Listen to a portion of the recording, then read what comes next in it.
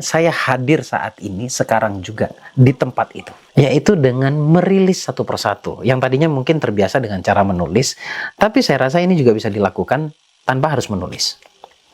Anda identifikasi, mengakui dosa, mengakui keburukan, merilis tadi, itu adalah perbuatan yang sangat-sangat powerful.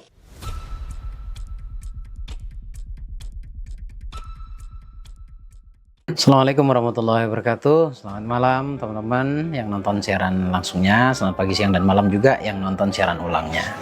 Gimana? Sudah nonton video saya yang sebelumnya ya, terkait tentang bagaimana caranya membentuk diri menjadi magnet, terutama magnet uang. Sekali lagi, dasarnya ini bukan bicara tentang logika. Jadi kalau yang masih kuat menggunakan logika untuk mencerna penjelasan saya, mendingan nggak usah nonton aja deh. Ya, karena apa yang saya sampaikan itu bicara tentang keyakinan, bicara tentang rasa, bicara tentang satu hal di luar logika sebenarnya, yaitu tentang hati, gitu ya. Nah, sekarang saya akan jelaskan yang lebih spesifik tentang bagaimana sih caranya memprogram pikiran bawah sadar, dan lebih tepatnya mungkin terapi ya secara mandiri ya. Jadi kalau saya bilang mandiri berarti kan tidak perlu bantuan orang lain. Walaupun jika dibantu orang lain itu akan jauh lebih maksimal, harusnya seperti itu. Tapi pada akhirnya semuanya kan kembali ke diri kita. Kalau misalkan bicara tentang si penyembuh dengan orang yang sakit misalkan begitu ya, sebenarnya si penyembuh ini tidak benar-benar menyembuhkan sebenarnya. Jadi katakanlah saya itu nggak menyembuhkan Anda. Saya itu memberitahu caranya bagaimana Anda bisa menemukan obatnya. Dan obatnya itu ada dalam diri Anda masing-masing. Paham ya sampai di sini ya? Nah kemudian di video kali ini saya akan membahas tentang itu tadi tuh. Lebih spesifik lagi tentang cara kerja pikiran bawah sadar, kemudian bagaimana cara terapinya ya, sehingga kita bisa memprogram pikiran bawah sadar kita. Tapi pada intinya yang pertama itu harus dan pasti Anda temukan dulu problemnya apa. Anda punya problem apa nih? Maksudnya adalah doktrin atau dogma yang ada di pikiran bawah sadarmu atau di hatimu itu apa? Itu yang harus kalian temukan dulu.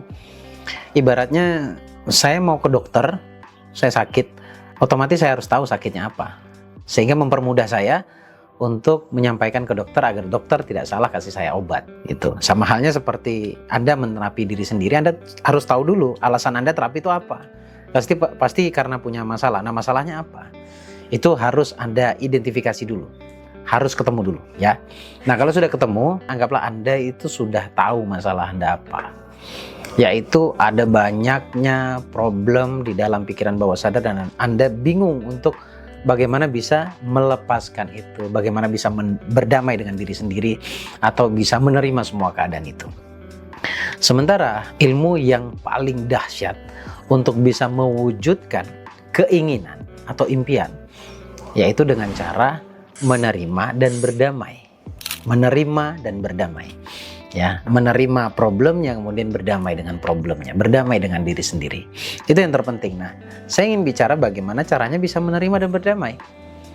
Kalau pikiran bawah sadar itu kan sudah saya jelaskan ya garis besarnya, bahwa pikiran bawah sadar itu menampung semua kejadian. Dan itu bekerja masih di pikiran bawah sadar kita, sehingga cara kerjanya atau bekerjanya otomatis. Jadi kehidupan Anda hari ini itu tidak terjadi begitu saja. Semuanya karena didesain. Artinya dengan kata yang tidak ada yang kebetulan. Didesain oleh pikiran kita sendiri.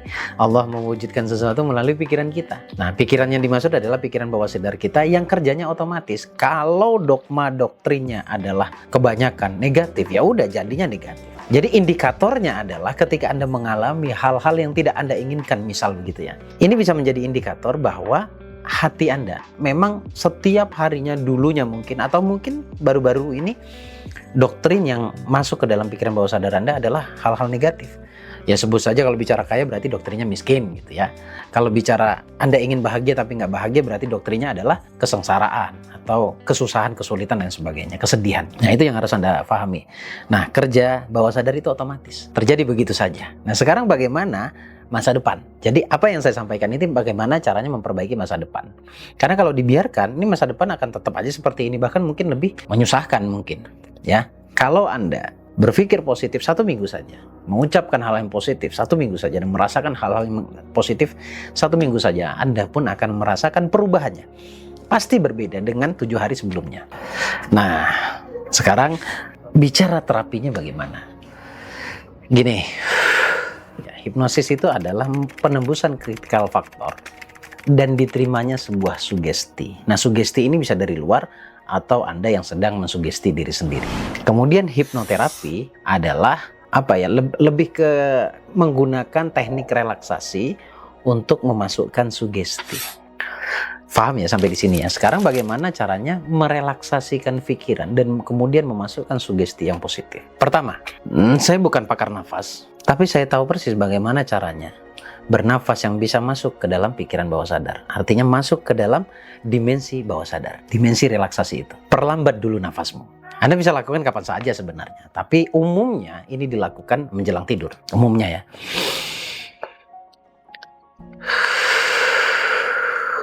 Diperlambat, tapi di awal-awal tarik nafas dalam, buang nafas lega.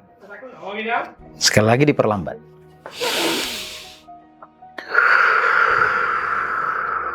Dan pernafasan yang digunakan adalah pernafasan perut. Ketika tarik nafas lewat hidung, perutnya membesar. Tarik sampai ke ujung, sampai Anda udah nggak bisa narik nafas lagi. Kemudian buang nafasnya dari mulut, dan perutnya kembali normal atau kempis, seperti semula. 3 kali saja, Anda sudah akan merasakan perubahan. Kita praktekkan sekarang. Relax, duduknya yang baik, karena meditasi atau apapun itu, terapi atau apapun itu bukan bicara duduk sebenarnya, tapi bicara kondisi perasaan. Segenting-gentingnya perasaan Anda, kalau Anda benar nafasnya atau frekuensi stresnya Anda akan turun dengan sendirinya. Ambil nafas sekarang. Tahan. Buang. Habisin. Lagi. Buang. Tutup mata, ambil nafas. Buang. Buka mata Anda. Perhatikan perbedaan sebelum dan sesudahnya. Pasti akan berkurang yang namanya stres itu. Bagaimana kalau Anda mampu memanage nafas Anda kurang lebih 7-11 kali dengan tempo yang baik, kemudian diperlambat, Anda akan merasakan ketenangannya.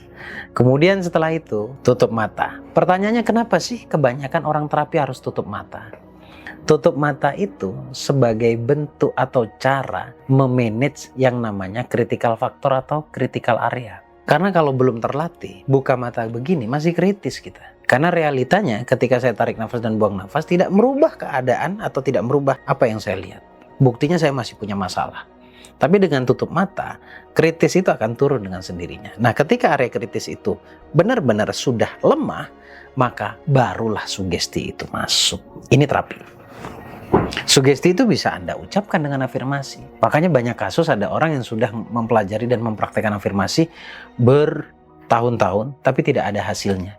Kenapa? Karena teknik terapinya belum difahami 100%. Belum dipahami secara utuh. Sudah paham di sini, tutup mata itu tujuannya untuk melemahkan area kritis, kemudian tarik nafas, buang nafas, memperlambat nafas itu gunanya untuk menurunkan stres Anda.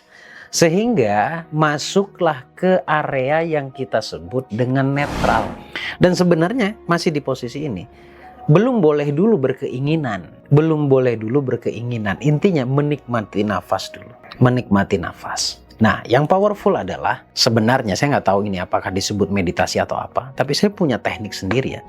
Yaitu dengan merasakan apapun yang ada, yang saya rasakan. Misalkan saya sedang duduk bersila ya. Kalau saya biasanya di ruang terbuka, di area terbuka maksudnya. Saya duduk sendiri, otomatis saya merasakan angin. Saya mendengarkan sepoi-sepoinya dedaunan, kemerisiknya dedaunan. Saya juga mendengarkan binatang, kebetulan saya dekat sawah ada suara jangkrik, kodok dan lain sebagainya. Nah, itu saya dengarkan. Saya dengarkan betul-betul untuk tujuannya saya hadir saat ini, sekarang juga di tempat itu. Paham ya sampai di sini ya? Nah sekarang kalau kita mau pindah ke mengobati misalkan. mengobati yang menggunakan teknik tadi, kemudian setelah Anda merasakan keberadaan sekarang, maka tugasnya adalah untuk menyembuhkan ini ya, menyembuhkan psikisnya kita, psikologisnya Anda atau hati lah gitu ya, yaitu dengan merilis satu persatu yang tadinya mungkin terbiasa dengan cara menulis, tapi saya rasa ini juga bisa dilakukan tanpa harus menulis. Anda identifikasi setiap yang Anda tahu bahwa itu sebuah kesalahan. Contoh, karena saya selalu karena saya Muslim, saya tuh nggak tahu kenapa saya anggap bahwa ketika saya melibatkan nama Allah, area kritis itu semakin lemah dan setiap afirmasi itu mudah diterima. Saya contohkan cara saya ya. Anda bisa improve dengan cara Anda sendiri nanti. Misalnya begini, ya Allah, saya sadar dan menyadari bahwa semua prinsip yang sebelumnya atau yang tidak baik dalam diriku, saya akui itu adalah sebuah kesalahan dan saya mohon ampun ya Allah. Astaghfirullahaladzim. Ya Allah, saya sadar dan menyadari bahwa saya telah mendoktrin diri saya dengan prinsip yang negatif selama ini. Astaghfirullahaladzim. Ya Allah, saya pun sadar dan menyadari saya memiliki prinsip, memiliki keyakinan bahwa uang itu sulit untuk saya dapat. Dan realitanya ternyata banyak yang mudah mendapatkannya. Astaghfirullahaladzim. Itu saja sudah beda. Kenapa seperti ini? Mungkin itu pertanyaannya di bagian akhir ini. Saya begini teman-teman ya. Saya itu sangat familiar dengan suratul Fatihah. Al-Fatihah. Tapi saya tidak akan menjelaskan Fatihah secara utuh. Yang pertama, kalimat yang pertama atau ayat yang pertama adalah Bismillahirrahmanirrahim. Itu pembelajaran agar kita bisa mengakui dosa, mengakui keburukan, merilis tadi. Itu adalah perbuatan yang sangat-sangat powerful atau berdampak positif untuk masa depan kita. Jadi ketika kita mengakui ada hal-hal negatif yang pernah kita lakukan, ada hal-hal negatif yang pernah kita rasakan, dan kita sadar bahwa itu merugikan diri kita dan itu juga menyalahi ketentuannya Allah. Kemudian saya memohon istighfar. Itu sejatinya adalah kekuatan yang saya bangun dari diri saya, kekuatan pengakuan. Kemudian setelah itu barulah saya bersyukur, diikuti dengan ayat kedua, Alhamdulillahirrabbilalamin. Itu pengakuan ya.